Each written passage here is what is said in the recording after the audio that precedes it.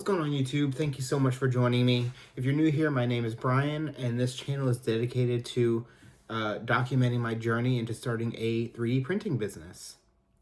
Today's video is going to be a little bit different. I'm going to go over the computer side of things, the programs that I use, and my workflow to get the files from the computer to the printer. For today's video, just to keep it short and sweet, we're going to just use pre-made designs. So without further ado, let's jump on into the computer. All right, so today we're going to be using printables. There's plenty of different websites out there that you can use. This one is one of my favorites just because of the user interface. It's really easy to navigate. So we're going to go ahead and use printables. Feel free to follow along if you want, but you're going to go to 3D models, and then you can just scroll and you can see all tons of stuff. There's different categories on the side over here. So what you're looking for is you're going to just find something that you want. Let's say we wanted to print this bag clip. So we're going to click on the bag clip. It comes up here. It gives you all this information. It takes about 13 minutes to print, one print file. This is the recommended layer height that the designer recommends you use, recommended nozzle size, the material, how much material it's going to use. Obviously, the time and the amount of material will change based on your print settings in your slicer. But if you just were to upload this into your slicer, say like Orca Slicer or Cura, which I use, it would take about 3 grams of filament and take about 15 minutes to print. So we're gonna go ahead and we're gonna click download, and then it's gonna be down here. There's normal and stronger, so we're just gonna go ahead and print or download the stronger version. If you do have the Prusa slicer, you can open it straight from here. I do have it, but I don't like it as much as Cura, so I'm gonna just download it and open it in Cura. But now that you have your file downloaded, your slicer's open, you're gonna go ahead and you're just gonna import your file. So with Cura, all you need to do is you need to just drag your file in from the downloads folder.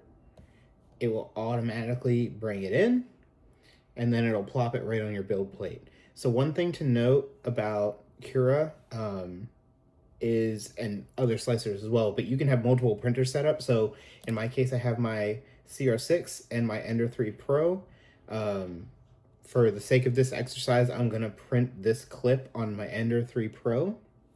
So I need to make sure that that build plate is selected, because if you watch, the build plate will change depending on what printer I have selected, because the build plate sizes are different, and the printers can also print at different speeds, it's all different. So you need to make sure that your correct printer is selected. So once I have this selected, I'm just going to go through. We can reset the settings. So your slicer will save whatever settings you had on your last print. If you upped the speed or change the infill, change the pattern, all that stuff, it will save it. So for this one, we're just going to go ahead and reset my print settings, and we're going to go through and customize it. So the layer height 0.2, that's what they wanted, so we're going to leave that. We're going to scroll down. Walls, I'm not going to change this. Also, this is a bag clip. It's not anything crazy. Coasters, anything like that, it doesn't, not that it doesn't matter, but it's not as important as if you're printing, say, like a cosplay piece, like a helmet or anything like that. The settings really come into play with bigger items like that. When I printed the Mandalorian helmet, the settings were the make or break, essentially, for that. So I'm going to just go down here. Now, print temperature, I like to print all of my PLA at 205. So I'm just going to change that to 205. Changes it all the way through. Build plate temperature, I also like my build plate at 65. You can leave it at 260, or you can do 210, 70. It's whatever your preference is. My preference, 205, 65 has given me the best results on these specific printers. Now speed, you can up it if you don't really care about the quality. You can lower it if you want better quality. Most printers have a max speed that you can print at where it won't affect things.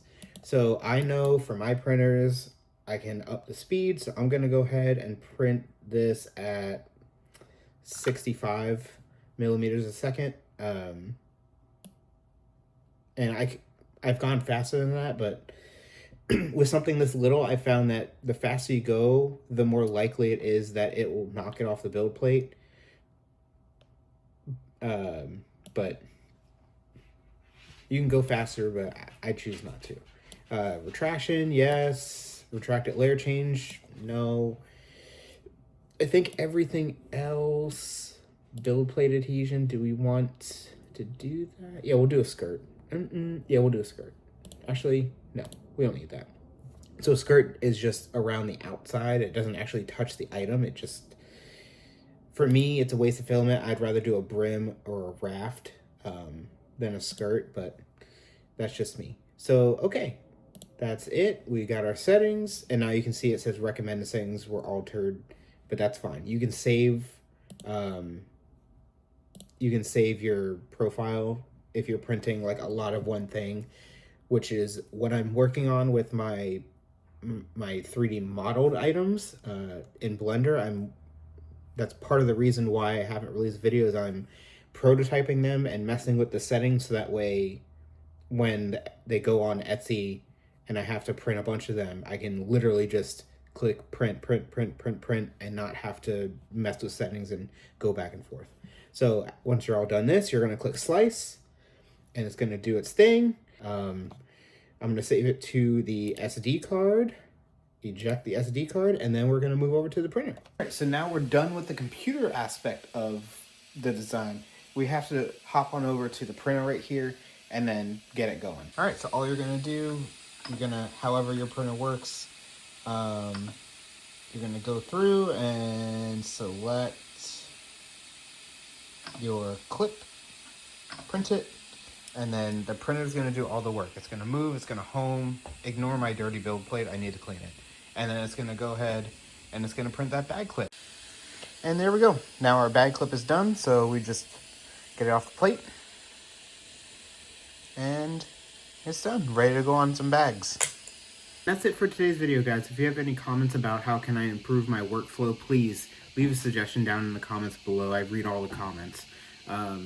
We do have a goal to hit 1,000 subscribers. I'm setting a goal for myself to try to hit 1,000 subscribers by 4th of July.